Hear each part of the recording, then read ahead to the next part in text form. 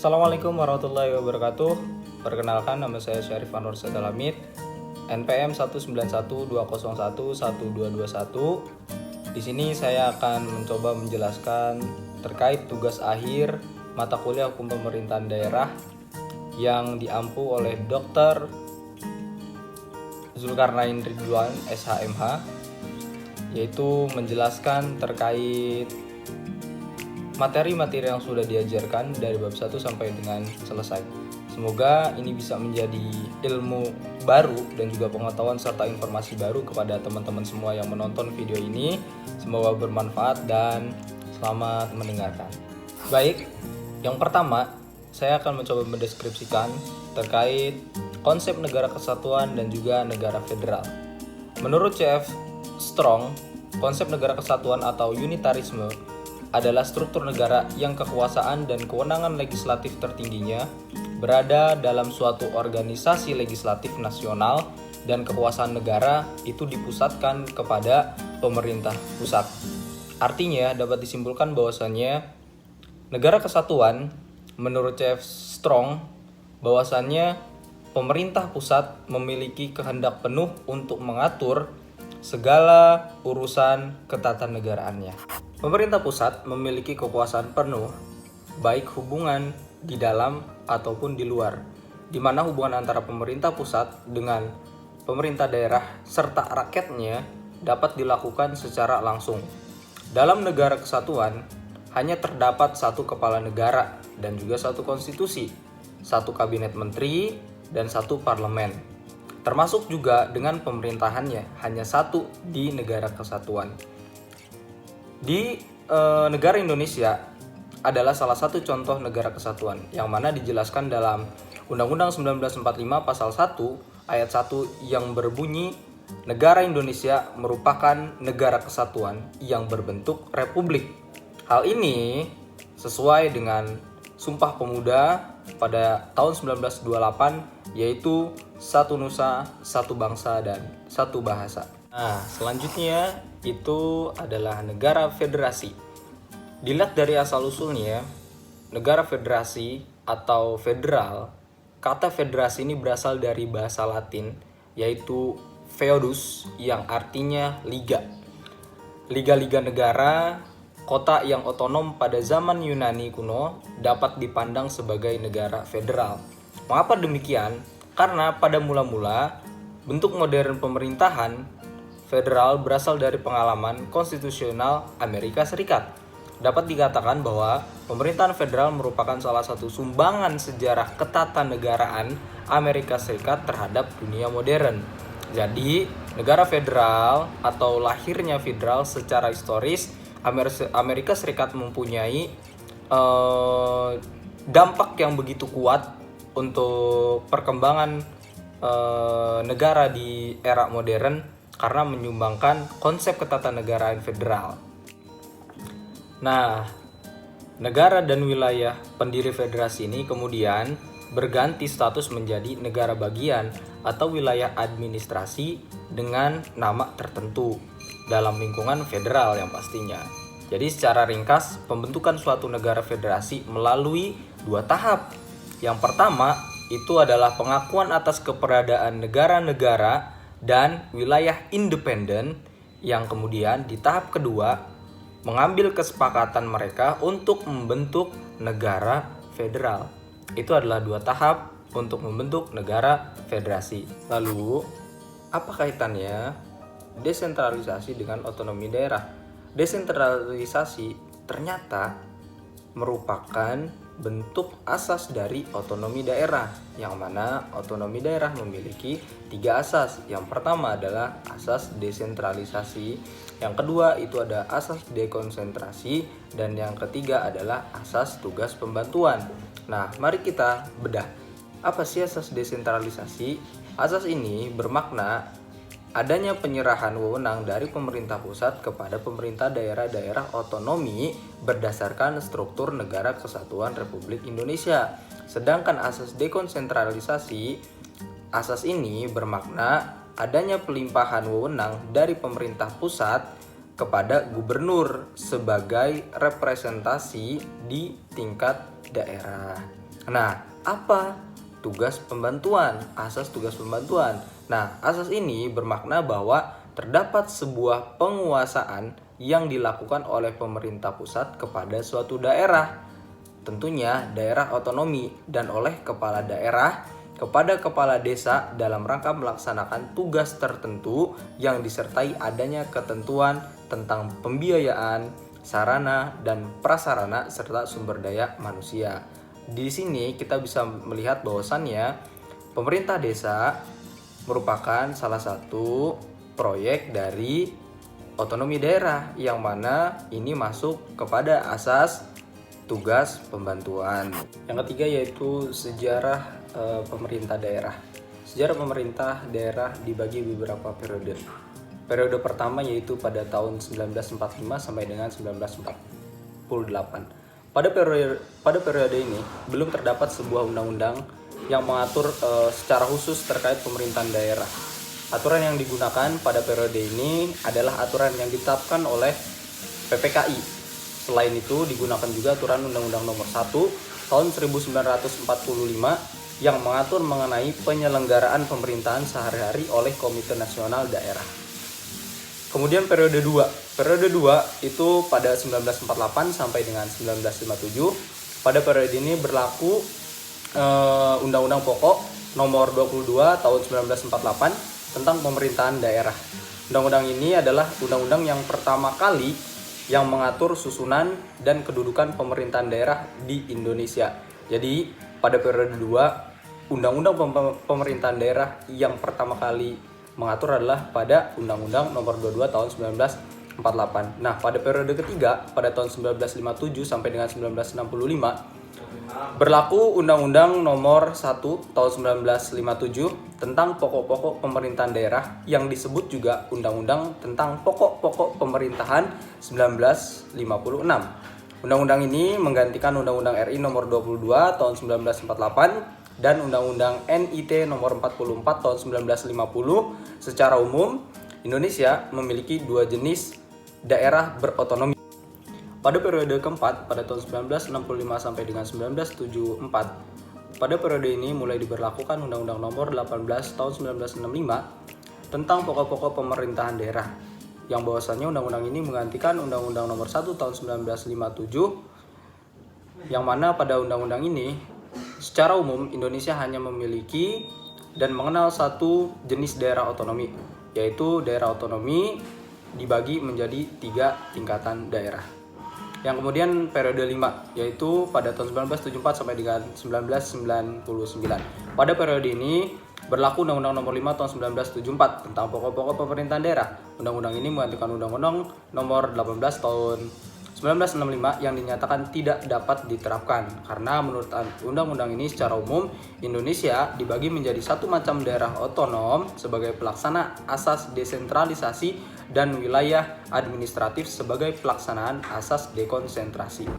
Pada periode ke-6 pada tahun 1999 sampai dengan tahun 2004 mulai berlaku Undang-Undang Nomor 22 tahun 1999 tentang pemerintahan daerah, yang mana undang-undang ini menggantikan undang-undang sebelumnya yaitu Undang-Undang Nomor 5 tahun 1974 dan Undang-Undang Nomor 5 tahun 1979. Menurut undang-undang ini, Indonesia dibagi menjadi satu macam daerah otonom dengan mengakui kekhususan yang ada pada 3 daerah, yaitu ada Aceh, ada Jakarta, dan ada Yogyakarta, dan satu tingkat wilayah administratif. Yang terakhir yaitu pada periode ke-7 mulai tahun 2004 sampai dengan sekarang, pada periode ini mulai diberlakukan Undang-Undang Nomor 32 tahun 2004 tentang pemerintahan daerah. Undang-undang ini menggantikan Undang-Undang Nomor 22 tahun 1999. Nah, menurut undang-undang ini, Indonesia dibagi menjadi satu jenis daerah otonom dengan perincian negara. Kegiatan negara Kesatuan Republik Indonesia dibagi atas daerah-daerah provinsi, dan daerah-daerah provinsi itu dibagi atas daerah kabupaten dan daerah kota. Selain itu, negara mengakui kekhususan dan atau keistimewaan yang ada pada 4 daerah, yaitu Aceh, Jakarta, Papua, dan Yogyakarta. Selanjutnya adalah pembentukan daerah. Definisi dari pembentukan daerah adalah pemberian status pada wilayah tertentu sebagai daerah provinsi atau daerah kabupaten atau kota Dewan Pertimbangan Otonomi Daerah yang selanjutnya disingkat dari DPOD adalah dewan yang memberikan saran dan pertimbangan kepada Presiden terhadap kebijakan otonomi daerah. Pembentukan daerah dibagi menjadi dua, yaitu ada pemekaran daerah dan juga ada penggabungan daerah. Pemekaran daerah merupakan harus dilakukan melalui tahapan daerah persiapan provinsi atau daerah persiapan kabupaten kota. Setelah memenuhi persyaratan dasar baik kewilayahan dan kapasitas daerah dan persyaratan administratif. Sedangkan penggabungan daerah kabupaten dan kota yang dilakukan berdasarkan kesepakatan daerah yang bersangkutan khususnya diusulkan oleh gubernur kepada pemerintah pusat, DPR RI atau DPD RI setelah memenuhi persyaratan administratif. Selanjutnya adalah urusan pemerintahan. Berdasarkan Undang-Undang Nomor 23 Tahun 2014, klasifikasi urusan pemerintahan terdiri dari 3 urusan, yakni urusan pemerintahan absolut, urusan pemerintahan konkuren, dan urusan pemerintahan umum. Yang mana urusan pemerintahan absolut adalah urusan pemerintahan yang sepenuhnya menjadi kewenangan pemerintah pusat. Sedangkan urusan pemerintahan konkuren adalah urusan pemerintahan yang dibagi antara pemerintah pusat dengan pemerintah daerah, provinsi, dan daerah kabupaten atau kota. Dan yang terakhir, urusan pemerintahan umum merupakan urusan pemerintahan yang menjadi kewenangan presiden sebagai kepala pemerintah. Selanjutnya adalah hubungan antar pemerintahan. Dalam menjalankan pemerintahannya, hubungan pemerintah pusat dan pemerintah daerah harus terjalin dengan baik dan harmonis. Tujuan yang terjalin tersebut yaitu untuk memakmurkan rakyat. Hubungan antar pemerintahan yaitu dibagi menjadi dua, yaitu ada hubungan struktural dan juga hubungan fungsional. Hubungan struktural adalah merupakan hubungan yang didasarkan pada tingkat dan jenjang di pemerintahan. Pemerintahan daerah dalam bertugas menyelenggarakan urusan daerah bersama Dewan Perwakilan Rakyat Daerah yang berdasarkan asas otonom dan tugas pembantuan. Sedangkan hubungan fungsional merupakan hubungan yang didasarkan dengan fungsi yang dimiliki oleh masing-masing pemerintah. Hubungan tersebut saling memengaruhi dan ketergantungan antara satu dengan yang lainnya, yaitu saling melengkapi. Hubungan tersebut juga terletak pada visi, misi, tujuan, hingga fungsi yang dimiliki masing-masing pemerintah. Selanjutnya adalah pemerintah daerah. Pemerintah daerah merupakan penyelenggaraan urusan pemerintahan oleh pemerintah yang berada di daerah dan Dewan Perwakilan Rakyat Daerah. Menurut asas otonomi dan tugas pembantuan dengan prinsip otonomi seluas-luasnya dalam sistem dan prinsip Negara Kesatuan Republik Indonesia sebagaimana yang dimaksud dan tertera dalam peraturan perundang-undangan.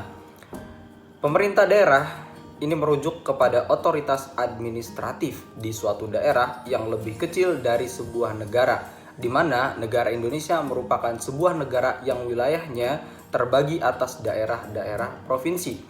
Daerah provinsi itu dibagi lagi atas daerah kabupaten dan juga daerah kota. Setiap daerah provinsi, daerah kabupaten, dan daerah kota mempunyai pemerintahan daerah yang diatur dengan undang-undang dan juga memiliki otoritas pemerintahannya masing-masing. Tapi tidak boleh lepas dari prinsip dan juga asas otonomi daerah. Dengan demikian, pemerintahan daerah dibagi menjadi 3, yaitu ada pemerintahan provinsi dan juga pemerintahan kabupaten serta pemerintahan kota.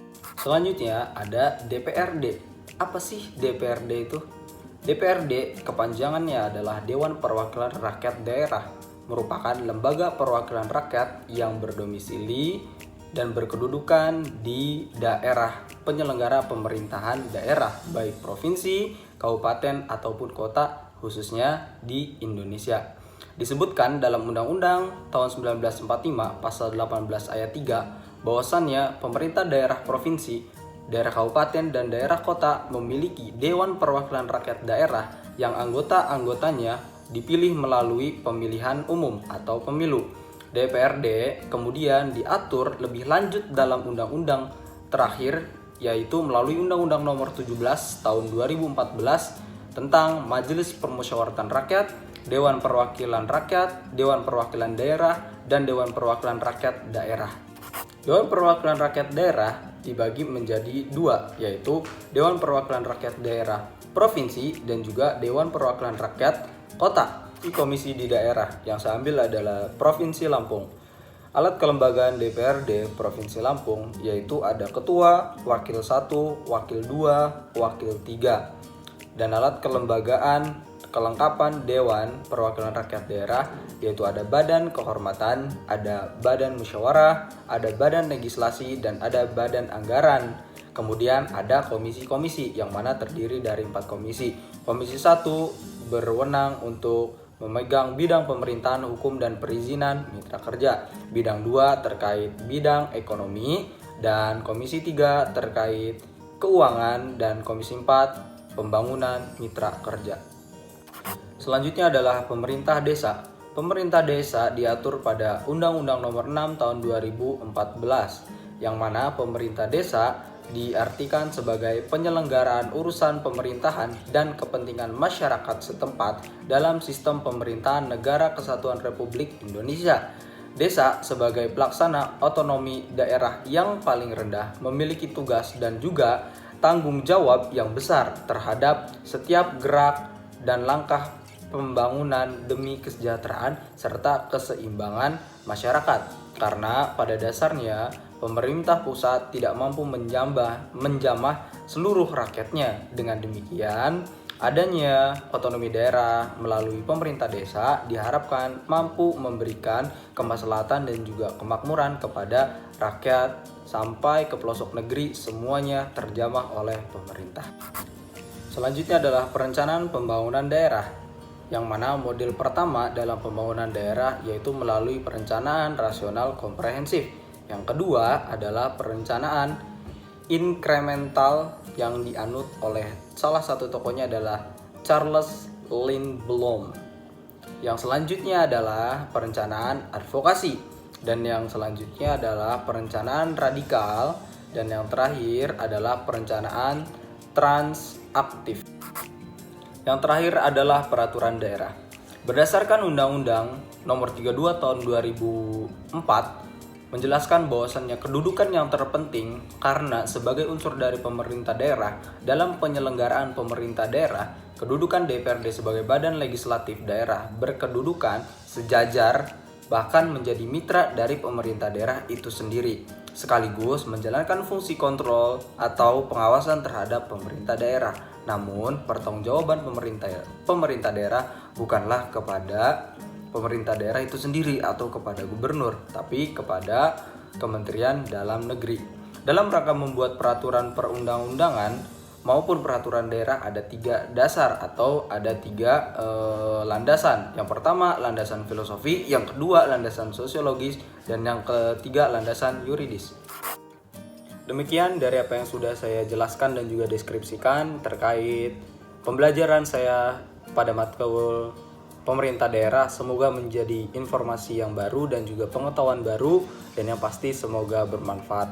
Dan yang terakhir, saya memohon maaf apabila dari kualitas video, dari cara penyampaian, dan juga gestur saya yang masih belum begitu sempurna. Mohon dimaklumi karena saya masih proses pembelajaran, dan mohon pemakluman serta doakan untuk senantiasa konsisten dalam melakukan kegiatan belajar, mengajar, dan selalu mengupgrade diri untuk menjadi insan yang lebih baik dengan ilmu dan juga mengamalkannya. Terima kasih, semoga bermanfaat dan sampai jumpa.